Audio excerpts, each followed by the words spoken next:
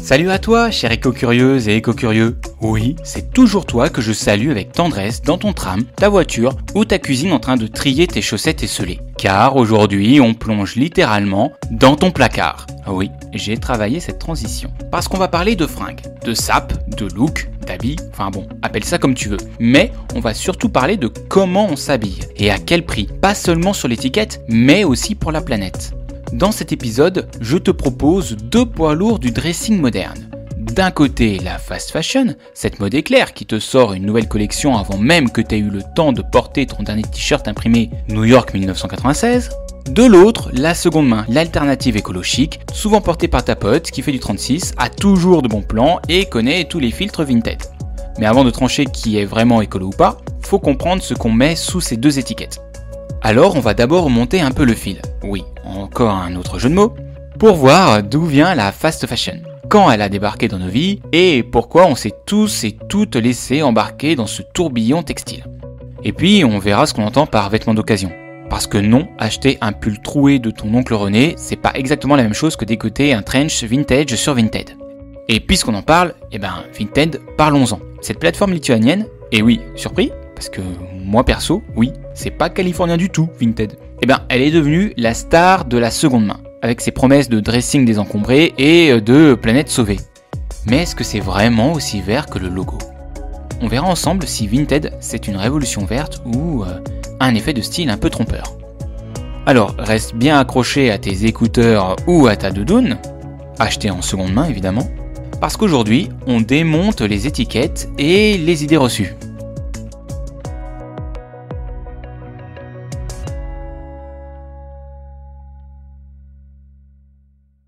Bon, parlons peu, parlons fringues.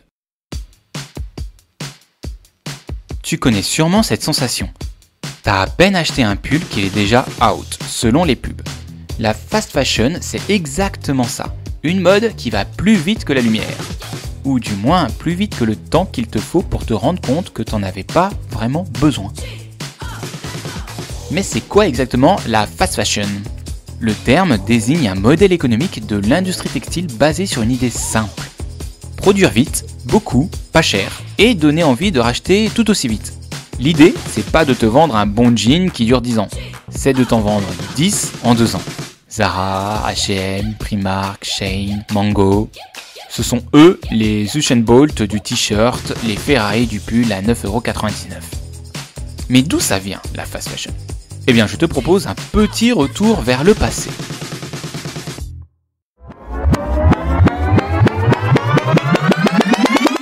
Il fut un temps que les moins de 30 ans ne peuvent pas connaître, où les vêtements étaient chers. Ouais, acheter une robe ou une chemise, c'était un petit événement. On économisait, on recousait, on passait les vêtements aux petits frères ou aux cousines, ce que tu as peut-être vécu toi-même. Bref, le textile, c'était pas du consommable, c'était un bien durable. La fast fashion, elle débarque à grande vitesse dans les années 1990, mais son essor explose au début des années 2000. Pourquoi ? Parce que les grandes enseignes comme Zara mettent au point un modèle génialement pervers. Copier les tendances vues sur les podiums, les produire en masse à bas coût et les livrer en boutique en quelques semaines. Tu peux acheter un look inspiré pour 20€. Sauf que ce n'est pas la planète qui applaudit, c'est juste le tiroir caisse.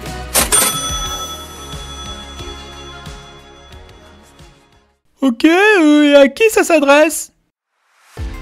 Ça s'adresse à toi, à moi, à ton cousin, à ta sœur. Mais surtout à une clientèle jeune, ultra connectée, exposée en permanence aux tendances via les réseaux sociaux. TikTok et Instagram sont devenus les nouveaux défilés de mode, et chaque scroll peut devenir un achat. La mode rapide, c'est devenu une norme, une habitude. T'as une soirée demain ? Tu peux commander ta tenue le matin. Tu la portes une fois, t'en fais une story, et pouf, elle disparaît dans les limbes du dressing. Ok, mais bon, c'est quoi le souci en soi ? C'est qu'à force d'aller vite, on écrase tout sur notre passage. Les ressources, la main-d'œuvre et l'environnement. Mais ça, on en reparle après. Accroche-toi à ta ceinture de kimono Zara, parce que dans le prochain chapitre, on va parler de l'impact écologique de cette jolie machine à fringues jetable.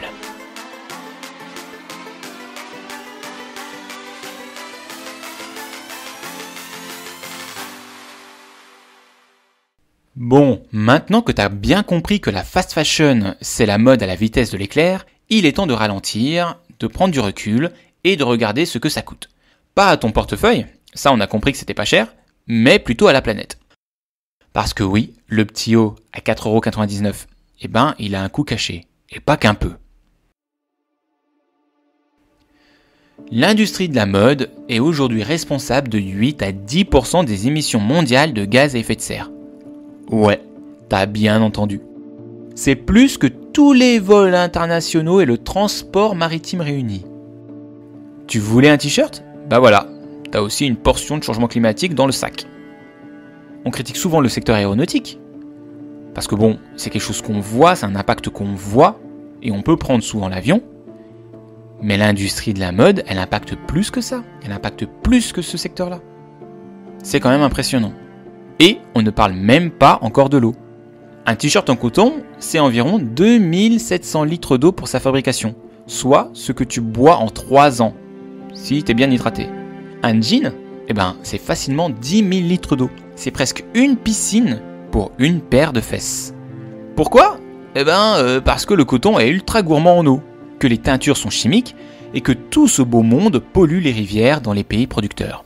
Souvent dans le sud global, là où les lois environnementales sont un peu plus, souples.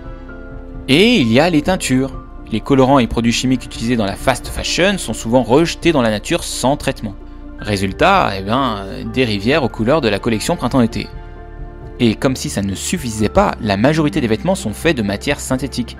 En polyester, en nylon, enfin en plastique quoi. Qui relâchent du coup des microplastiques à chaque lavage. Ces particules finissent dans l'eau, puis dans les poissons et au final dans ton assiette quoi. Bon appétit! Mais attends, c'est pas fini, parce qu'en moyenne, un vêtement de fast fashion est porté moins de 7 fois avant d'être jeté. Et chaque année, l'industrie produit 92 millions de tonnes de déchets textiles dans le monde. Pour te donner une idée de ce que ça représente, j'ai fait un petit calcul. Et ça équivaut à environ 9109 tours Eiffel produites chaque année, en masse. Autrement dit, on fabrique des montagnes de fringues pour les enterrer ou les brûler quelques semaines plus tard. Logique. Et on ajoute aussi une couche sociale pour bien compléter le tableau. Parce que les vêtements sont fabriqués à des cadences infernales, souvent dans des conditions de travail indignes, voire dangereuses. Dans ce cas-là, on parle des Ouïghours, mais aussi, alors ça remonte un peu, mais je sais pas si tu te souviens peut-être du Rana Plaza, cet immeuble d'usine qui s'est effondré au Bangladesh en 2013, tuant plus de 1100 personnes. Eh bien, c'était une usine de confection pour des marques occidentales. Depuis, il y a eu un peu de progrès, mais pas de révolution. Bref, on résume ? La fast fashion, c'est des émissions de CO2 massives, des tonnes de déchets textiles, une surconsommation d'eau, une pollution chimique et plastique, et une exploitation humaine bien planquée sous les paillettes marketing. Et ça, c'est juste pour un t-shirt. Alors, avant d'en acheter un nouveau, peut-être qu'on pourrait se demander, est-ce que j'en ai vraiment besoin ? Voilà, maintenant je te propose du coup d'explorer une alternative de plus en plus populaire, la seconde main. Est-ce que c'est vraiment plus vert ou juste un peu mieux emballé ? Spoiler, ça dépend comment on l'utilise.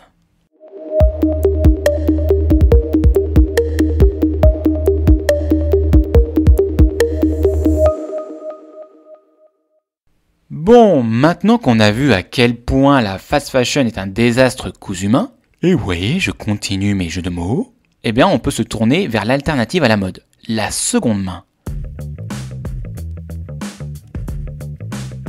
Fringues vintage, vide-grenier, friperie, dépôt-vente, ressourcerie, plateforme en ligne, type Vinted, ou vestiaire collective. La seconde main, c'est plus seulement un truc de mamie ou de punk à chien. Aujourd'hui, c'est ultra tendance, et même les marques s'y mettent. Bon, clairement, souvent pour redorer leur image, histoire de se verdir un peu. Ok, mais c'est quoi exactement la seconde main ? C'est tout simplement le fait de réutiliser un vêtement déjà porté ou acheté. Il peut être en super état, avec encore l'étiquette, ou tout déformé par un ancien lavage à 90 degrés. Le principe de base est simple, prolonger la durée de vie des vêtements existants au lieu d'en produire de nouveaux. Et là bingo, côté écologie, ça commence bien. Si on s'en tient à la théorie, la seconde main, c'est que du bon. Pas de production supplémentaire, donc pas de nouvelle consommation d'eau, d'énergie ou de matières premières. Moins de déchets textiles. Et ouais, chaque vêtement réutilisé, c'est potentiellement un vêtement en moins à l'incinérateur ou en décharge. Et moins de pression sur les pays producteurs. En freinant la demande de vêtements neufs, on freine aussi l'exploitation humaine et écologique dans les chaînes d'approvisionnement. Et puis, c'est souvent moins cher, ce qui ne gâche rien, surtout quand tu es étudiant ou étudiante, ou que ton pouvoir d'achat ressemble à une étiquette Moins 70%. Donc oui, sur le papier, la seconde main c'est plus écolo. Mais, parce que oui, il y a un mais. À vous, tu le sentais venir. Avec moi, il y a toujours un mais. Parce que le problème, c'est pas toujours ce qu'on achète, c'est comment on achète. Avec la seconde main devenue hyper accessible, Hello Vinted. eh bien, on peut tomber dans la surconsommation verte. Ah, ce pull est à 3€. Allez, je le prends. Ah, et cette robe aussi. Oh, et ce short. Et ce jean trop grand, mais bon, au pire, je le revends. Résultat, on accumule, on renouvelle, on consomme toujours autant, voire plus, en se disant que c'est pas grave, c'est d'occasion. On appelle ça l'effet rebond, un comportement qui annule une partie des bénéfices écologistes du geste. Petite digression, c'est comme la Sphère à Las Vegas. Cette salle événementielle de spectacles sphériques de musique et de divertissement située près du Strip, avec son extérieur caractérisé par un écran LED d'environ 53 883 m². Eh ben, les ampoules LED de base ont été créées avec pour objectif de diminuer fortement la consommation énergétique des ampoules. Donc c'est une bonne idée et une bonne invention de base, d'un point de vue environnemental. Mais quand on sait que maintenant elles sont utilisées dans une structure comme la Sphère qui a une consommation énergétique d'environ 95 779 MWh par an, soit l'équivalent d'une ville de 20 500 ménages comme Valenciennes, est-ce qu'on ne marche pas un peu sur la tête ?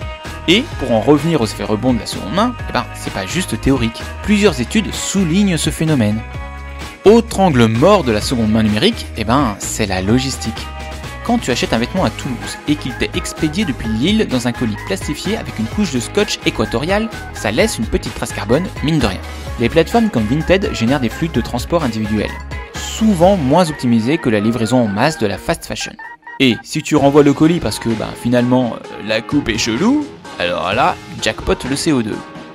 Donc pour résumer, en fait, la seconde main, c'est une excellente solution pour freiner la machine de la fast fashion, mais ça demande à être utilisé avec modération, et ça ne doit pas devenir une excuse à consommer à tout va, comme une sorte de greenwashing personnel.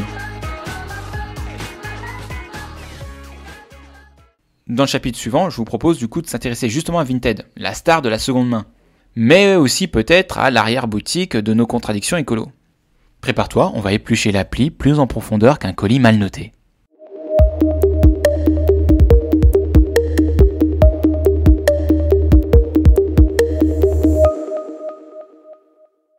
Ah, Vinted, l'appli qui a transformé ton placard en boutique et ta boîte aux lettres en point relais.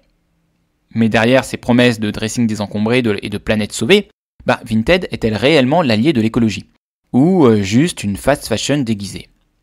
Voyons déjà ce que dit Vinted. Selon un rapport commandé par Vinted eux-mêmes et réalisé par la start-up Vayu, acheter un vêtement de seconde main sur la plateforme permettrait d'économiser en moyenne 1,8 kg de CO2 par rapport à l'achat d'un vêtement neuf. En 2021, ils estiment que cela représentait 453 kilotonnes de CO2 évitées, soit l'équivalent de 3,6 milliards de kilomètres parcourus en voiture. Mais attention, tout n'est pas si rose. Les chercheurs de l'Institut Mode Éthique et Consommation Écologique, la MECE et l'ESCA ont mis en lumière un phénomène préoccupant, l'effet rebond circulaire. En fait, en rendant l'achat de vêtements d'occasion plus accessible et moins cher, les plateformes comme Vinted peuvent involontairement encourager la surconsommation. Les utilisateurs achètent plus, non pas par besoin, mais parce que c'est facile et économique. De plus, une étude a révélé que seulement 39% des achats sur Vinted permettent réellement d'éviter l'achat d'un vêtement neuf, remettant en question l'impact écologique positif souvent mis en avant. Autre point noir, la logistique. Chaque transition sur Vinted implique un envoi, souvent sur de longues distances, avec des emballages supplémentaires. Ces livraisons individuelles peuvent générer des émissions de CO2 non négligeables, réduisant ainsi les bénéfices environnementaux de l'achat de seconde main. Et enfin, il est important de noter que seulement 25% des utilisateurs de Vinted évoquent des motivations écologiques ou éthiques pour justifier leur achat. La majorité, elle cherche avant tout à faire des économies, et ce qui peut conduire à une consommation accrue et à un renouvellement rapide de la garde-robe, similaire aux pratiques de la fast fashion. En résumé, Vinted peut réduire l'impact environnemental si elle remplace l'achat de vêtements neufs, mais elle peut aussi encourager la surconsommation et générer des émissions supplémentaires via la logistique. Et l'intention derrière l'achat, économique contre écologique, elle joue un rôle crucial dans son impact réel. Bon, on a poncé la fast fashion, analysé la seconde main et même décortiqué les dessous de Vinted. Du coup, maintenant qu'on sait tout ça, on fait quoi? On se met tout nu? On vit en peignoir? Ou on apprend enfin à s'habiller comme si la planète comptait un peu plus que notre feed d'Insta? Rassure-toi, pas besoin de devenir un ermite pour t'habiller de façon plus écolo. Voici 5 pistes concrètes pour garder du style sans bousiller la planète.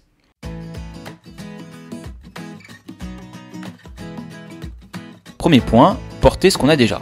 Bah ouais, c'est bête. Mais la fringue la plus écolo du monde, c'est celle que t'as déjà. La porter 30 fois au lieu de 3, c'est le geste simple qui a le plus d'impact. Tu veux changer?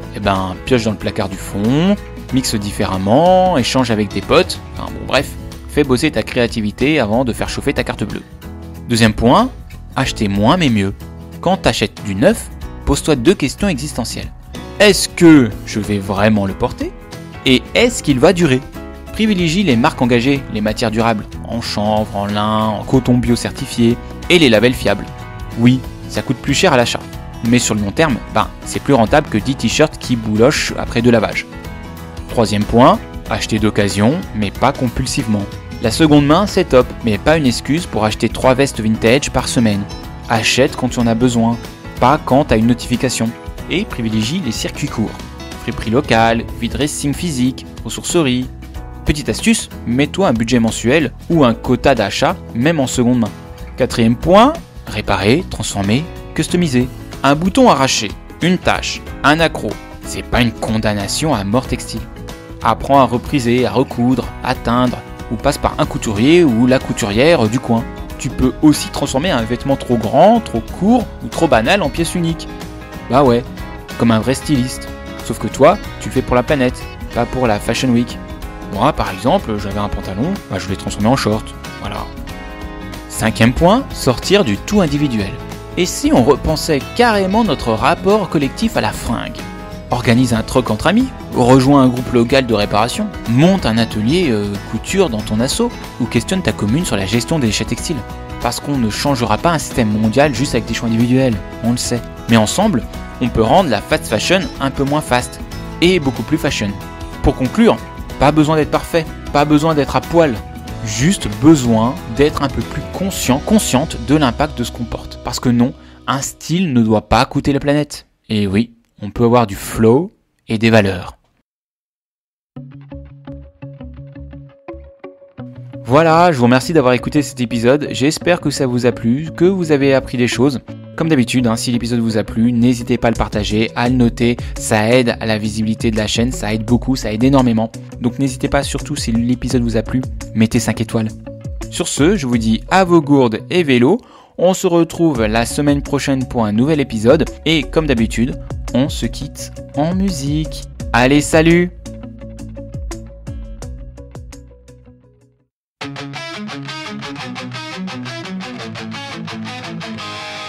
Deux options sur la table, le match est lancé. Qui pollue le plus, qui va l'emporter?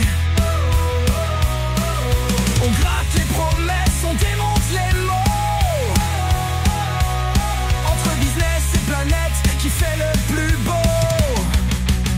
Carbone, déchets, énergie sale. On cherche la faille, on détruit le voile. Derrière les plumes et les beaux discours, on trouve souvent des détours.